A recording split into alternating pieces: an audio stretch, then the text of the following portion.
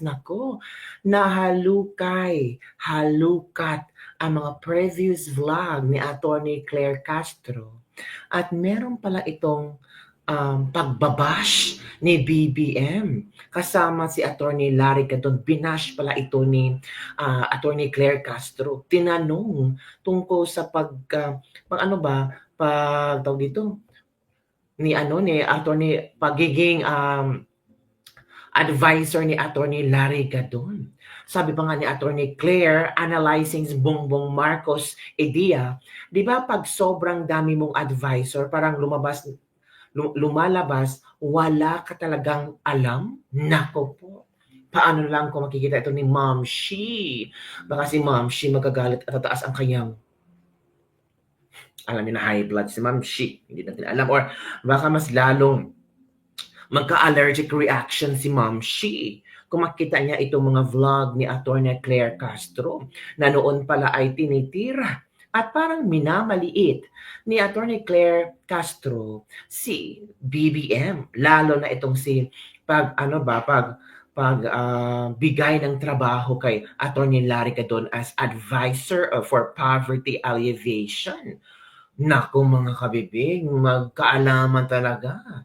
Hukay-hukay na ang mga issue na pwedeng simulan ng galit, na pwedeng mag-away, or baka natanggap na ni F. Elisa na there's a possibility na magbago ang pananaw ni Attorney Claire Castro kay BBM. Lalo na ngayon pinupuri ni Attorney Claire Castro ang mga ginagawa ni Pangulong Bongbong Marcos sa gobyerno natin. Oo, shock nga si Attorney Claire hinggil sa hindi pa daw bumababa ang presyo ng bigas. Katakataka daw ang pagtaas pa rin ng presyo ng bigas. Well, later on natin pag-usapan yung presyo ng bigas. Pero panoorin muna natin ang video na kung saan parang sinabi nga ni Attorney Claire na kung marami siyang advisor at maraming mga nakapaligid kay Bongbong Marcos, parang siyang walang alam. So eto kabibiba, i-share ko lang sa iyo, nakita ko lang ito sa Volve PH na pinag-uusapan mga kabibig at maraming netizen ang na-intrigue ka. Diba? Let's watch this video. I-analyze nga natin si BBM.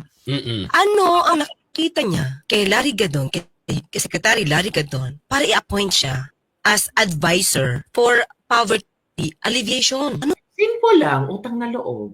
Diba? Diba? Alam naman natin si Gadon ay solid Marcos na yan. At the same time, may malaking natulong ang ambag si Gadon sa, kampanya ni BBM. At alam niyo naman si Gadon, pag may mga pinupuna, talagang grabe, sabihan mo talaga, magsasabi talaga siyang bobo. So, baka takot si BBM na matawag ng bobo ni Larry Gadon. At pang-konsuelo, binigyan ng posisyon, advisor for poverty alleviation. Pero bakit parang ramdam namin na hindi existing si Larry Gadon? Parang meron ba siya mga programa, mga bibig? May function nga ba ang pagiging advisor for poverty alleviation si Larry Gadon? Kasi kung advisor siya, there's a possibility madami na siya na-advise kay BBM hinggil sa kung paano aangat ang buhay ng masang Pilipino. Baka ang akap at pamimigay ng ayuda is one of the bigay na advice ni Larry Gadon. We don't know, makabibig, kasi hindi natin na-feel na merong umaangat ang buhay natin. Parang sila lang. Anong meron? Ano ang meron siya para gumawa pa ng posisyon, bagong posisyon? At anong meron siya para paggastusan siya ng gobyerno, di ba? Na wala sa iba at wala pa sa ibang departamento na pwedeng gawin. Hala?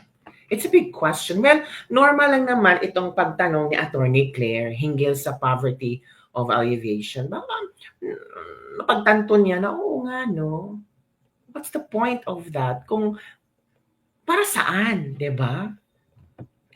Di ba? Ang nakakataka part na ganito, ilan na ba ang advisor ni Pangulong Marcos maliban sa mga sekretaris niya? Ibig bang sabihin nito, partner? Ayoko kasi maging nega partner.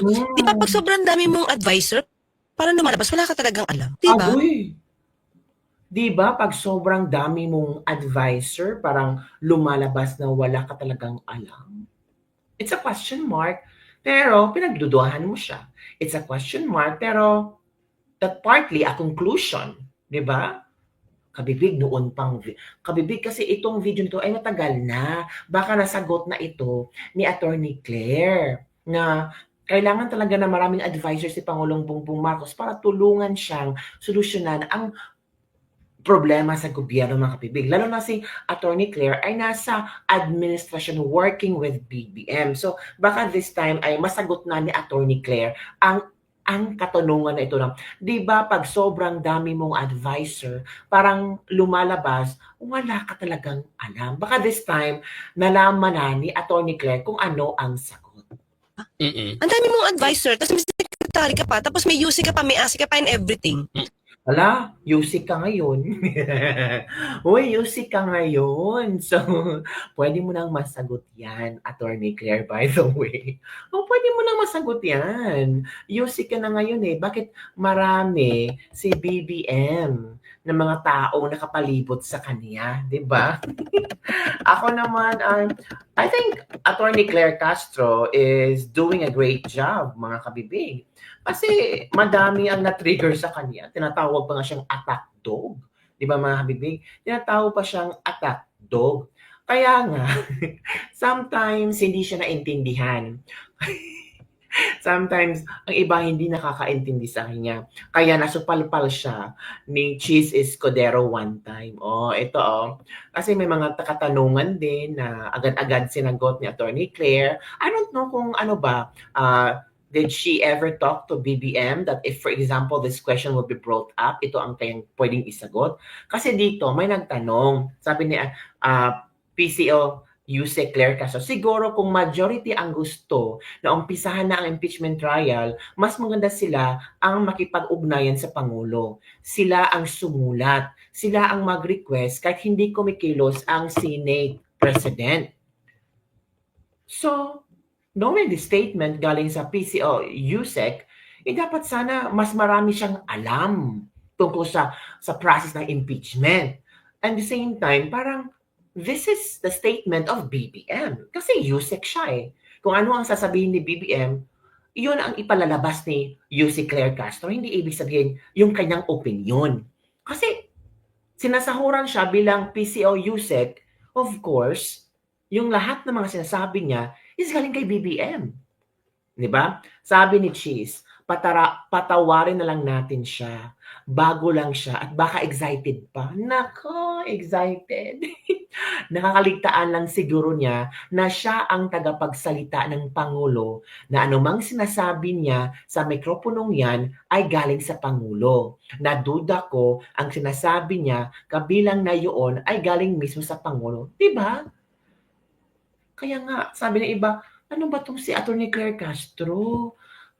Maghinay-hinay siya kasi she brings the name of the president. Kung ano ang sabihin niya, paniniwalaan ng tao na galing kay PBBM. Kaya sabi ni Cheese, patawarin natin siya.